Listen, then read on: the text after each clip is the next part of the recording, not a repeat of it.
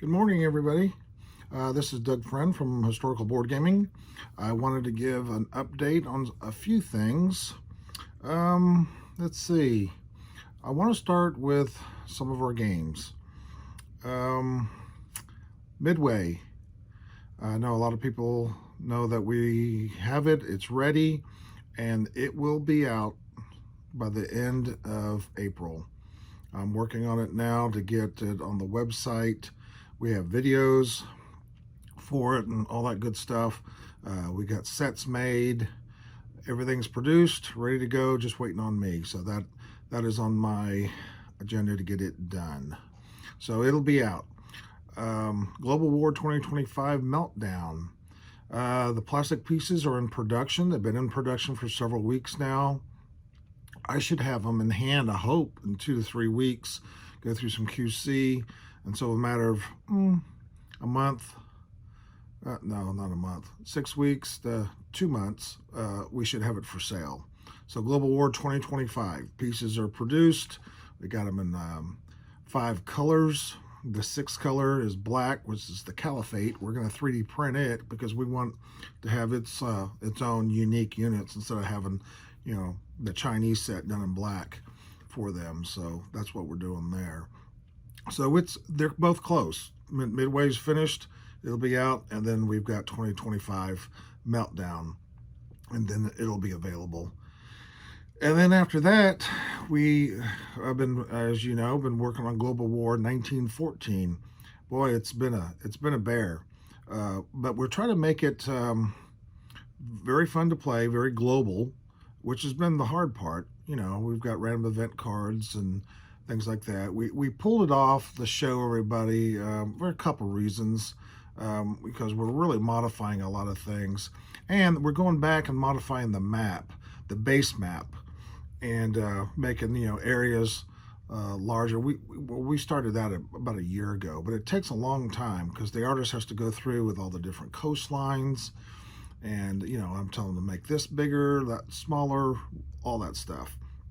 So we'll be laying everything that from 14 that we've developed, and the map is actually pretty far along. It looks really good, but that'll all be thrown on top of the new base, what we call base map. So anyway, Global War 1914. We said summer, but it'll be fall. Definitely by fall. I mean, it's really close. It's play testing, and what people don't understand is these games are huge. A lot of working parts. So when you make a change to something, there's a lot of play testing going on to make sure we get things fixed, and things aren't broke, or this thing doesn't. Just one random event can affect something, and if you're not ready for it. So with all the random event cards we have, we need to make sure it works in all time periods of the game, no matter where it's at. So that's been a big challenge. We revamped the diplomacy in the game. We've added some units. We've added some areas that we wanted to exploit a little bit more. We messed around with Japan being the independent Japan, and we messed around with, we of course got the Russian Civil War, which is an add-on, and we've got a prequel, which is an add-on. So you can play the core game, 1914 to 1918. If you want to continue it, you can. There's a way to end the Civil War. Not to end it, but there's an ending to the game that goes into the Russian Civil War. But then you can play the Russian Civil War. It's its own playable thing. And then we got a prequel which starts 1912, which you can play independently as well. So a lot of moving parts, and it's just like Global War 36. We got V3. We get lots of emails. I get a lot of emails saying how people love the game. They're playing it with their son now, or their daughter, and they love how everything works, and it's such a big improvement over V2, and it was a lot of work in part. Like I said, the history of 36. Will and I first started that project, and before we even writing things down on paper, I mean, I was the research guy in a lot of that stuff, and I spent over a year just researching ships. And of course, it was on my, I had this spreadsheet Excel spreadsheet with all the nations, and I was laying out every ship class and when it was available. And I started back in like, of course, in 1936, and I did, through 39 to through 42. And then as we do, had a vision for other games, I went back to 1914, I went back to 1900, and it is a lot of work. And that was just a base so we knew what we could start with, because you could get other games and they have their ships and this is what they start with, but I have no idea if it's true or not. And we wanted as much historical accuracy as we could. Now, don't get me wrong, not every ship is represented. Like in Global War 36, one battleship in our game is actually representative of 4 that was actually in the real world, okay? Because we can't show everyone. It'd be way too messy. And then we, same with cruisers. I mean, I think it's like 1 to 20, and destroyers, I think it's like 1 to 40. So the smaller craft, we had to go up higher, submarines. But then your smaller ships, you can almost not even have to represent them. And then some of the small nations, they might have 1 battleship, 4 cruisers. Well, none of those is even enough to give them a ship. So we had to extrapolate. I'd say, okay, with the tonnage, 1 battleship is only 1/4 of what they had. We could put a cruiser, and that's a little strong. You can make it a light cruiser, or hey, maybe we put a torpedo boat. So we had to figure out what would be the best representation for this small nation, even though they had ships. It's no different than armies. And I mean, that's when we come up with, militia. We don't need them as powerful as a infantry guy, but we got to give them something, So, it's like, hey, let's do militia. Let's do colonial infantry. Let's use, whatever. So that's where a lot of that started. And as we had the vision and streamlined the game to V3, which is very popular, we've seen several people house rule it.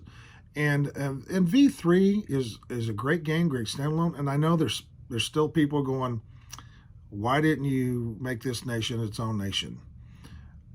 Well, trust me, we looked at a lot of this stuff. And it's got to be playable. And we play test this stuff. It's play tested a long time. So for someone to say this nation needs to be their own nation, well, yeah, that's easier said than done. I've had a couple of people that have submitted expansions for, let's say, the British Empire. And they have Canada, and they've got South Africa, and they've got, Far East Command, and they've got Australia, and they got New Zealand. And all in it. Well, that's great. My first question, has this been play tested? Well, no, it's a neat concept. Well, yeah, it's a neat concept. I love the concept. Don't get me wrong. But it needs to be play tested if HBG is going to endorse it as an official expansion. Because I don't want to put something out there that's just full of holes. We have some expansions that even though we play test them, sometimes, they fall short and we got to fix them. And we can't fix them unless we get feedback from people. And we do get feedback from some. But then I see some, online, and they'll complain about this, But yet I never get an email from anyone or these guys that say, hey, it's broke, hey, or here's a recommendation on how to fix it. There's always the people that complain no matter what we do. I mean, we could have the golden egg and someone will still find fault in it. And, it's free world. Nothing I can do about that. But we try to put out the best product. And a lot of times it's usually the same people, that complain. Most of the time, it's always positive at HPG, stuff like that. And if there is some criticism, and we like constructive criticism, if there's some problems like that, email me, and I shoot it off to our designers, depending on what game it is, and say, hey, we need to look at this. This guy is pulling something out. We have one gentleman that's gone through our rules and finding all these, just little things, but we appreciate it. And we send it off and say, hey, let's get this fixed on the next version. It's a legitimate fix, and he took the time to go through it, and we're going to get fixed. So we do appreciate that stuff, but we're not going to we can't do every little thing. We have expansions for like Canada at war, we have a Manchukuo at war, and we have all these ones. I think I saw something the other day on the forum that someone said, hey, why isn't Siam its own nation, and blah, blah, blah, blah. We looked at it. We just didn't feel that it warranted its own nation. And I chimed in and said, hey, just house rule it.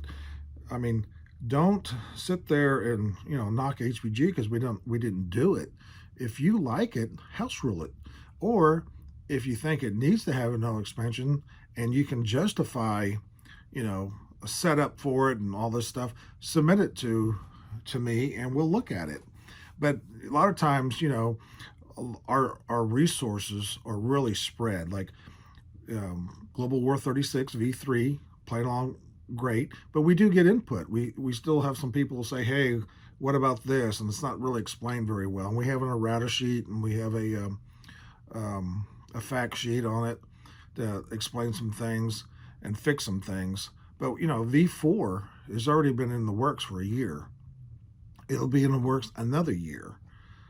And we have a dedicated group and a second group that's actually working on it, playing it, play testing it.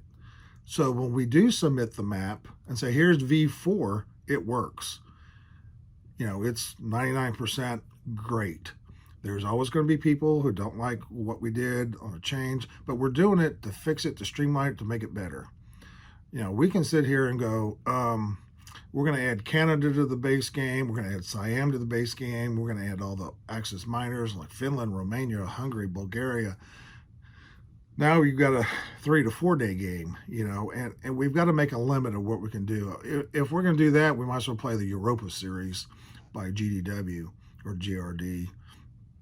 And, which I love the complexity. Don't get me wrong. I think a lot of people are drawn to Global War 36 because it does so much more where, Axis and Allies left off. Now, don't get me wrong. Axis and Allies is a great game. It appeals to the masses.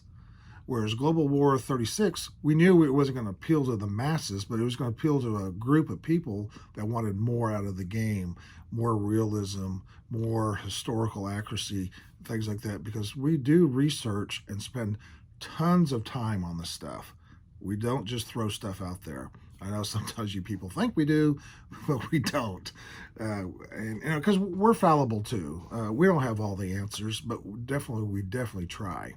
But we have some great groups. And like I said, the two groups working on V4 for next year's release, they've been working hard at it and streamlining some things and fixing some, something that's broken, or saying, hey, people aren't buying this unit because, blah, blah, blah. I know, like the light tank. Why isn't it being bought? Is it not being, is the cost, too high for what it does? And they're looking at that and I'm like, hey, I think we got, we can do this and we can fix this, because we want things to work. I want people to have fun, and I know people are, and we want it to grow. And we're not changing V3 to V4 just to change it. We're constantly improve it. I know a lot of the games, the counter games that are out there, like by GMT or Compass Games, they're constantly upgrading their versions, to the next one every 2-3 years or whatever. And, they fix all the problems with it. And if it's a real popular game, and people play the heck out of it, they want the next version because it's better. And this will definitely be a little better. They're not huge changes, but there's enough changes. There's some map changes, and but mainly rule clarification changes and streamlining, things here and there. I won't go into it all, and that'll be a separate video. So anyway, then we got we'll move on to Global War 1985. That game is being play tested still. Guys have been play testing, fixing this, tweaking this. So these are huge games, a lot of moving parts, a lot of pieces. This is not working. They're not doing this. People aren't doing this, or they're finding this too complicated. How can we, streamline it? So that's what that's going through right now. 85,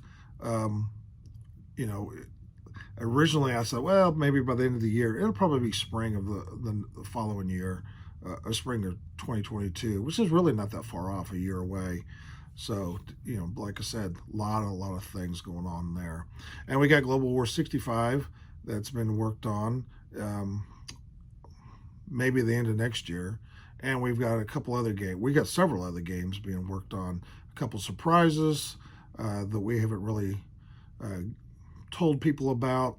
And the reason for that, there's a couple reasons. One of the reasons is I don't want to show people so early, and then we got these huge delays, or it falls through the cracks, or whatever. And we want, because it goes through so many changes along the way. But we got some really neat games. You'll see several next year besides these other big ones, and we'll show them as we get closer to completion. I know Will's working on one that I've been working with him on. I get to get my hands in everything. The old jack of all trade, master of none. I get to play around with all the games, but I'm not really in the full development of any of them. I leave that to my designers. I fully trust my designers. We talk now and then. I just talked to the designer for V4 today, this morning, talking about a few things here and there. So we're always constantly working on stuff, and just there you go. HPG, as you see, we've been throwing out a lot of 3D printed stuff.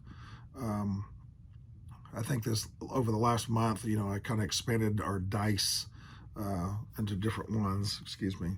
And so we did a little expansion in dice, and we've been trying to keep up with all the 1/72 box sets and all the new ones that's come out and things like that. I know Stretlets have had a couple new items, so we've been trying to keep those up.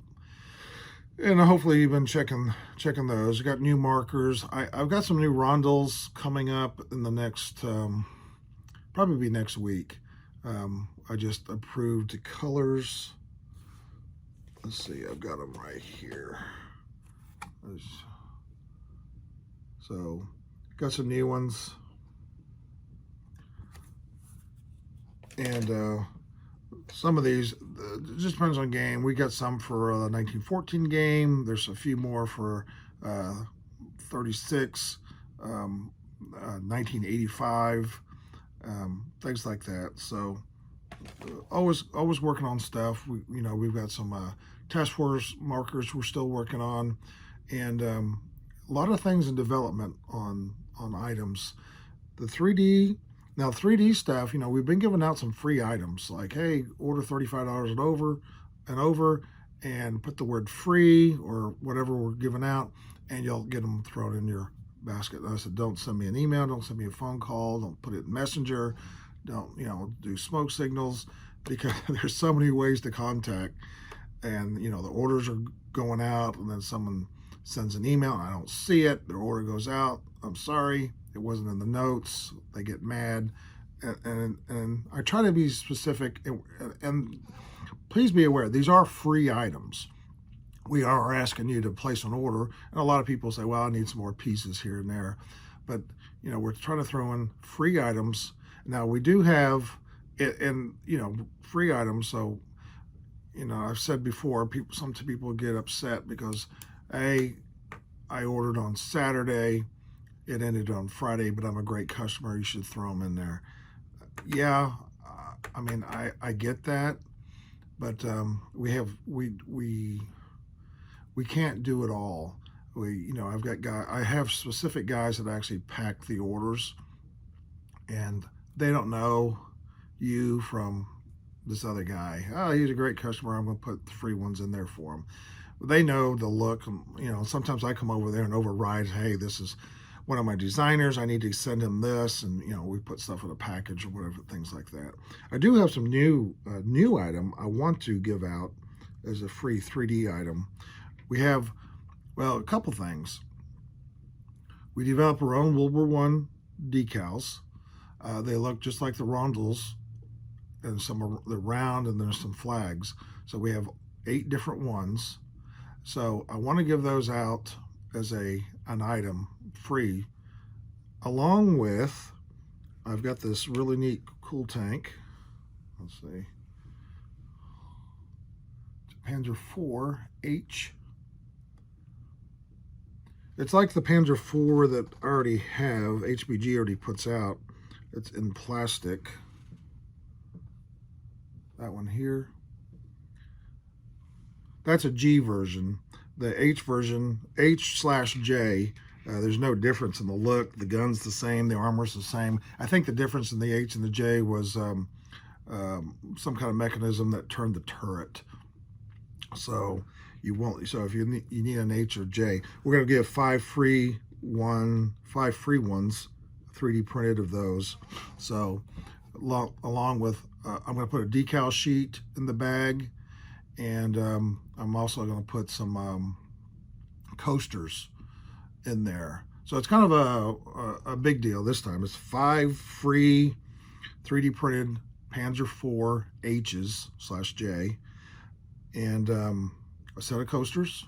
Your set of 8 coasters. We have a G40 set we'll put in, and then I'll throw a decal in there. They're World War I decals, but I want you to see them because we are developing other decals, HBG decals, and I want you to say, try them and see if you like them. I think you will. So they're good value. So just check it out. But it's kind of it's a birthday deal. Today's my birthday. I've turned 59. As you can see, all the gray hair that I'm getting. I still have hair, but it's not as much as I used to have. And so I want to give back to you guys. So you got to put the word free on your order in the comments, and then we're going to run this through, since today is already Tuesday. I think it's Tuesday. We're going to run it through the weekend. So through Sunday. So come Monday morning, if it's dated Monday,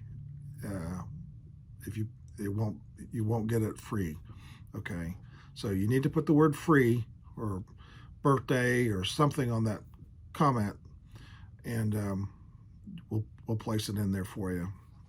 And that's a $35 order or more, and you get 5 free 3D printed tanks, a set of coasters, and a set of decals. So anyway, I wanted to give you the heads up on that. We do have other items. We're trying to do some organization here at HBG. We're constantly reorganizing.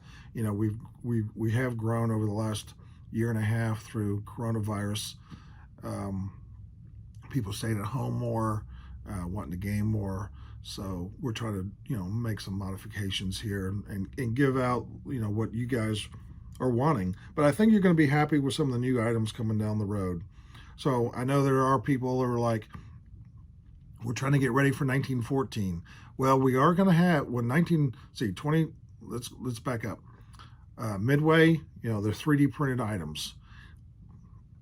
So you'll get a set, and there's 3 ways to buy it, depending if you have pieces already or you this or that. So I'm trying to break it down. So I think I want the pieces, I want the rule book, I want the map, everything. I think it's going to be like $195. And like, well, I've already got all the pieces, I don't need that and this, and it's going to be a different price. And if I only need the core part, it's a different price. So, excuse me. So anyway, that's how that is. 2025, it's going to have map, play aids, plastic pieces, and it'll be a package price. Since no one really has these pieces, modern tanks and carriers and aircraft and all that stuff, it's going to be one set. Now, we will give a recommended, here's the amount of chips you need, and here's the amount of dice you need. That might be a separate one for people like I already have dice, and because I try to be sensitive to cost for this stuff, because I don't want people to rebuy or repurchase things, especially if they already have it. We recommend there's D6 or D12s, but if you already got them, you don't I don't really need those, I can use my own. It'll help keep the cost down. But I can't do so many variants that I have 12 different variants that you can pick from for cost. So I try to streamline it. Like I said, Midway's got 3, and Global 2025 will have at least 2, if not 3. It just depends on how everything, the contents and stuff. And then Global War 1914, we're going to have right now, we're going to have a mold for the Allies, and we're going to have a mold for the Central Powers. And then those will be broken up into different colors from there. We're not going to have one for each nation, not from the start. Down the road, we can add one, things like that. I really would like to do a soldier, infantry guy that was unique to each nation. But, whether I do one unique soldier or, 20 pieces in my mold, it's the same cost. And which is unfortunate. I wish I could put some different ones in, but I can't. So and then we'll go down the road with 1985. Right now, it's the same thing. 2 molds, one for the Allies, one for let's say Allies/NATO. The other one's the Russians/Communist China.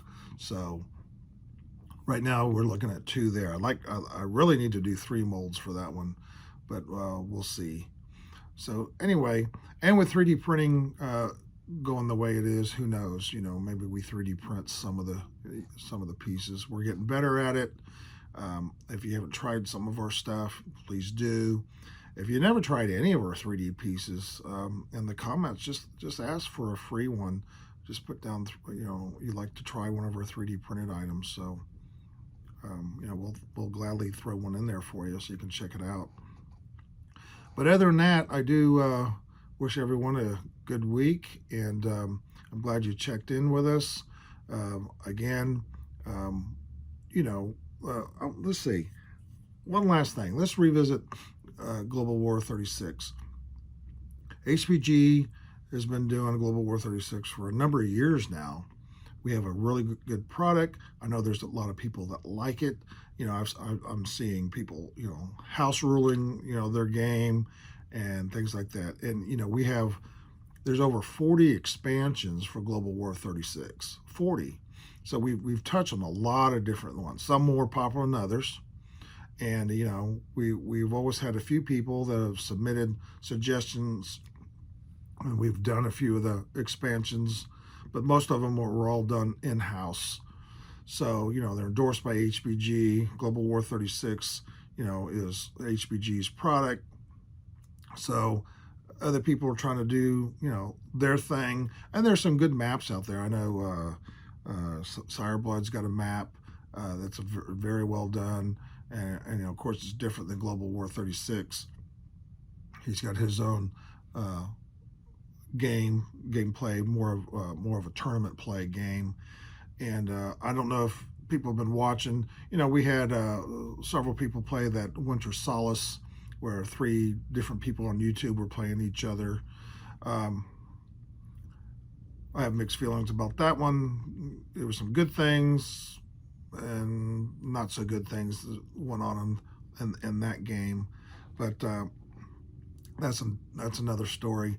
But we're really glad that people liked the game and continue to play the game and continue to build on the game. And we will constantly and continually, I should say, keep working on it, making it better and better. We've got a new rule set that'll be coming out, 3.1. So basically, I'm updating the rules that was in the errata, and that way a rule set is fixed. And then we'll reprint that rule book as well for someone who wants an updated rule booklet. We should see that hopefully in another month. And then so anyway, a lot of new items at HPG, and all the Global War will continue with it. And I'm hoping that people stay with HPG on our vision for the Global War series. I think you're going to really find that we've spent a lot of time, a lot of money, a lot of resources, a lot of people that are dedicated to play test these things into the ground as best we can, so that we don't, sell you a map and stuff and it's broken or it doesn't work. Because it does work. We play tested it, and that takes a lot of time. a lot of time. You know, we could get games out quicker, but we feel that we need to get these things play tested. That way, everyone enjoys it. And and these games aren't cheap, and I understand that, and I do appreciate you guys buying into these games. That's why we want these games correct. That's why we spend the time playtesting these games. Global War 1914 could have went out a year ago if we didn't say we need to fix this. This is a problem. This is a problem, and I didn't want to wait, or put it out and then go, okay, it's broke. Let's constantly work on it. No, don't get me wrong. When 1914 comes out later this year, we will continually work on it for the next version, several years down the road, probably 2 or if not 3 years down the road, constantly tweaking it. This is not really working that well. Let's, just like version 2 of Global War 36 going to version 3, going to version 4. We'll constantly work on these to get them better and better, especially if you enjoy these games. You want something that works. So I'm glad you stay tuned with HBG on all the items that we're doing. I appreciate all the pieces you buy. And as you know, also the prices. I mean, it's going to scare me. The guys, my suppliers are like, oh, the prices are all going up. My costs are going up. I'm thinking like, oh, great. I hope he doesn't, put a price increase on me, because I know everyone sees that, especially here in the U.S., that how everything's skyrocketing, building supplies and food and gas and everything's going up on us. And hopefully we can keep pricing down with our hobby. So we'll see on that. But you will see a lot of new items in the background. I always say that, but also a lot of new 3D printed items. I know I have been working on some Shermans, some Sherman variants. I don't know how many of you guys are. Well, I have them over here. Some of these are broke. We've had to fix them. When I say they're broke, we 3D print them and we see when there's problems with them not being strong enough in certain areas. So we go back and get areas added some for strength and durability. So that's one thing. I mean, we can make these 3D models really, really, really detailed. But if you get them so detailed, they become very fragile. So there's a balance. If you look at our ships, our turrets are kind of molded into the piece, and there's a reason why I do that. For one, we were doing plastic injection, and you can't have hollow areas. For 2, 3D printed, yeah, we can have them all on there, but you touch it wrong or something like that, boom, you're breaking off your guns. So I still think the detail's great, but it also gives you the durability. Same with tank barrels and pieces that are on tanks. You can have all these nice intricate areas on your piece, but they become so fragile that you'll have broken pieces everywhere. And we've had some broken ones. We've had to redo, like, hey, all my tank barrel. Let's look at the Elephant, a tank destroyer we did at the beginning. The barrel was breaking off, so we had to go back and fix the tank barrel, make it a little thicker, work at it where it attached like that, and told people, hey, if you got broken tank barrels, let us know. We'll send you some new ones on your next order. So, sometimes we have flaws we don't really catch. I try to catch all those, and, we're taking the pieces and we're bending them or pressing down on pieces, 3D printed pieces to see, are these durable enough? Now, don't get me wrong. They're not as durable as the plastic ones you can take and throw across the room into your box. And you might break these 3D printed ones. They're a little bit more fragile than that. So anyway, I wanted to let you know we do really have some cool stuff coming out, and keep in touch. Look on the new item page. A lot of new items on there, and also look on the Facebook page and the YouTube page. Shows all the neat videos that people are doing with HBG product and non-HBG product. There are some good videos out there that people like General Hand Grenade put out, who does HBG stuff. And you got Hilltop Pillbox that does both our stuff as well as other people's stuff. You got Young Grasshopper, who's got, you know, a lot of G40 stuff, but he also, you know, uses a lot of HPG product. You know, you got Hambone, he goes back and forth. So you got a lot of guys who do specifically our stuff, but you also got people who do other stuff, and you got people mix. So it's a neat community of items, and I'm glad HPG can supply the stuff for everybody to play and you know, enhance their game. So anyway, I'll let everyone go. It's been a long video, and don't forget about the free items through Sunday, this Sunday. So today's the 20th. You got what, 1st, 2nd, 3rd, 4th, 5th, 25th through the 25th, which is Sunday, I believe. Yeah, 25th, and I don't have my calendar up. And you'll get the 5 3D printed pieces, some decals, and also some coasters. So I'm signing off, and you guys take care. Bye. Global War, the ultimate war game, only at historicalboardgaming.com.